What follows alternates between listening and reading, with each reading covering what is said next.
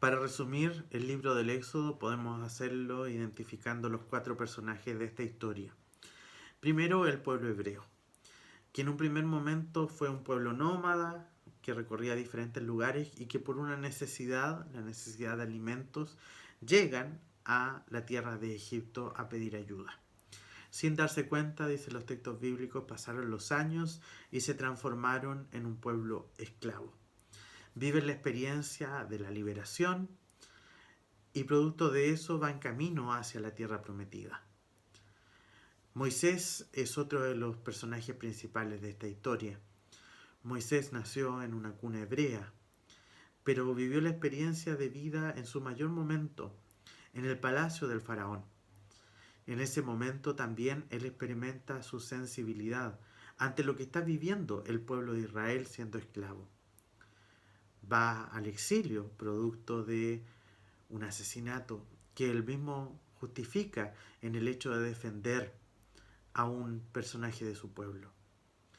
Ante esto, la historia nos va a contar que después regresa, y cuando regresa, lo hace presentándose como el que va a liberar al pueblo de Israel y el que va a guiar al pueblo camino a la tierra prometida. También aparecen en la historia la figura de los faraones, representados en estos personajes que van a someter al pueblo y los van a someter en un sentido violento, aumentando sus cargas, haciéndoles sentir literalmente que son esclavos de los sueños de Egipto. Y por último aparece la figura de Dios, que en los primeros capítulos del Éxodo parece ser silencioso, pero cuando Él irrumpe con una mirada muy sensible al dolor que está afectando al pueblo. El Dios del Éxodo es el Dios que ve el sufrimiento, el Dios que siente el clamor de su pueblo, el Dios que tiene su mirada en la aflicción de su pueblo. Ese es el Dios que nos presenta el libro del Éxodo. Pero en esta salida de Egipto no solo van hebreos, sino que van también otros que pertenecen a otros pueblos.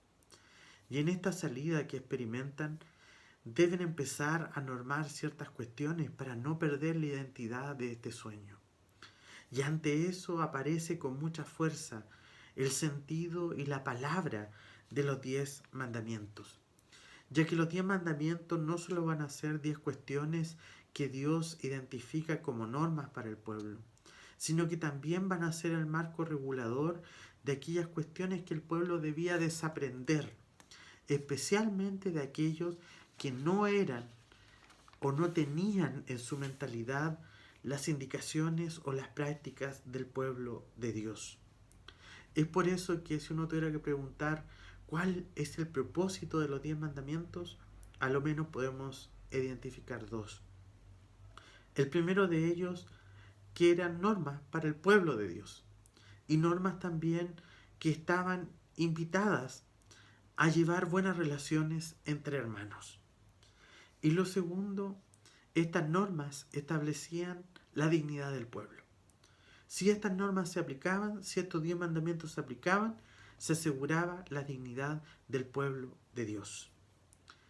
La entrega de estos mandamientos aparece en los relatos bíblicos del Éxodo como una definición que podemos también leerla desde los símbolos.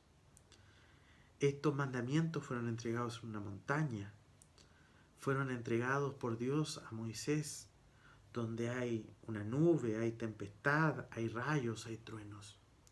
Simbólicamente esto está diciendo mucho, porque la montaña es el símbolo físico del lugar donde se conecta la tierra y el cielo, el lugar donde Dios hablaba, el monte Sinaí. La nube representa la gloria y la majestad de Dios. La tempestad, los rayos y los truenos representan el poder y la grandeza de Dios.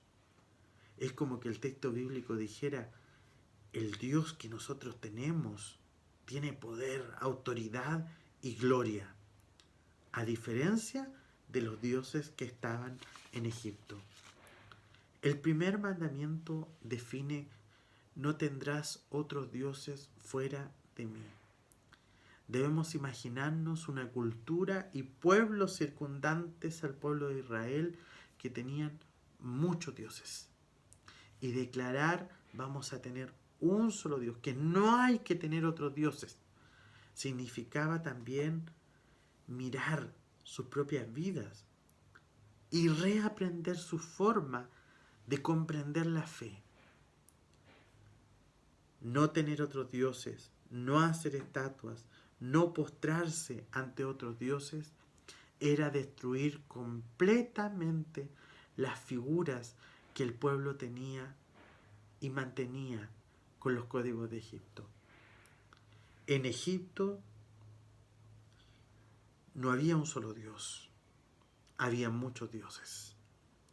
En Egipto había muchas imágenes de dioses. Incluso el faraón se presentaba como el hijo de Dios o el representante de Dios. Y para justificar todo lo que él hacía, él invocaba a las imágenes de esos dioses para decirle al pueblo, esos dioses invitan o incitan. Y había que postrarse ante esos dioses. Y el primer mandamiento indica no tener otros dioses, no hacer imágenes y no postrarse ante otros dioses. Lo que está diciendo el texto en otras palabras, ustedes no se sometan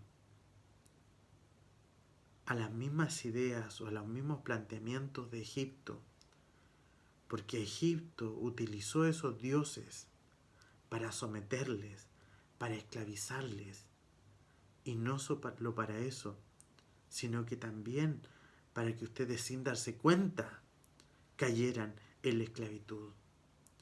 Tener un solo Dios también simboliza en el primer mandamiento no someterse a los sistemas de este mundo, a los sistemas que oprimen, que esclavizan, que en el primer mandamiento es presentado como una alerta que el pueblo de Dios tiene que tener.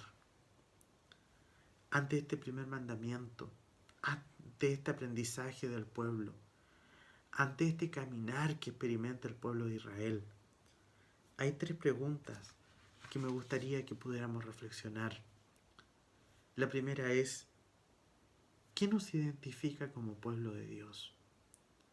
Para el pueblo de Israel en este momento de la historia, los 10 mandamientos les representaban, les identificaban, les ponía una identidad, pero no una identidad en discurso, sino que en la práctica.